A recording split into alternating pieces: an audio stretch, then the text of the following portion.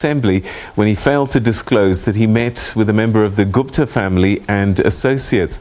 Mkhwebane was releasing a number of investigative reports in Pretoria.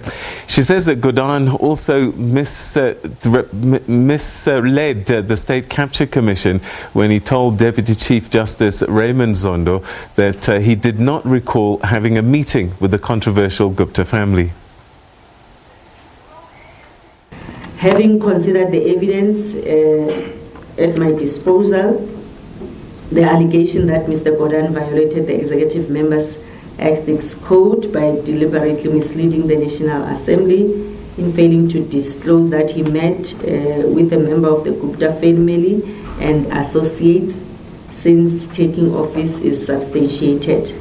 That Mr. Gordhan considered not to have disclosed that he actually met the member of the Gupta family and an associate of the family in 2012. He contended that at the time of his response to parliamentary question, he could not recall as he had forgotten about the meeting at which Mr. Ajay Gupta was present.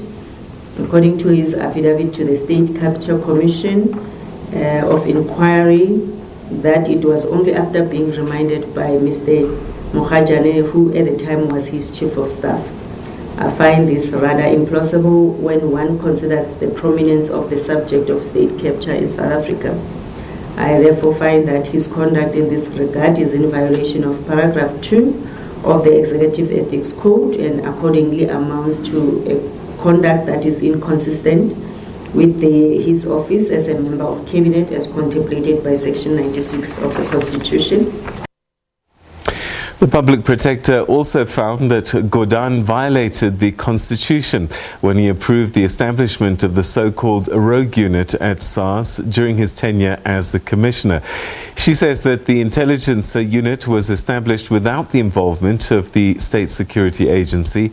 The Public Protector also found that former SARS Commissioner Oupa Magashule lied under oath when he denied the existence of the intelligence unit. Mr. Magashule has misrepresented himself under oath by denying the existence of the intelligence unit, even if the unit was never called the rogue unit at SARS. The operations and functions of the CBCU, a unit that existed, were similar. The conduct of Mr. Gordhan, as referred to, again is in violation of Section 209 of the Constitution. And regarding whether SARS failed to follow proper procurement processes in procuring the equipment, that is also substantiated. Although SARS failed to provide me with the documents relating to the procurement of equipment for the CBCU, NRG, and subsequently SPU, those are the acronyms which were used for this unit. I have evidence at my disposal which confirm the existence of such equipment, and it is extremely impossible that a unit carrying such outside investigations on behalf of SARS would not procure this equipment. The only contention by SARS being that it was not conducting illegal operations. The Public Protector went on to say that she has faith that President Cyril Ramaphosa will do the right thing and institute an immediate investigation against the Public Enterprise Minister, Pravin Gordhan. Do I have faith in the President? Definitely I do. The President knows that he is the constitutional being. Therefore, he needs to live and breathe in the Constitution. And I think he will do the right thing of disciplining Mr. Gordhan, especially after every one of them have taken an oath of office in terms of Section 95 of the Constitution to be obedient to the Constitution. At the same time, the ANC Women's League has come out in support of the Office of the Public Protector. Advocate Busisiwe Mkhwebane's investigation into President Cyril Ramaphosa has divided opinions within the ANC.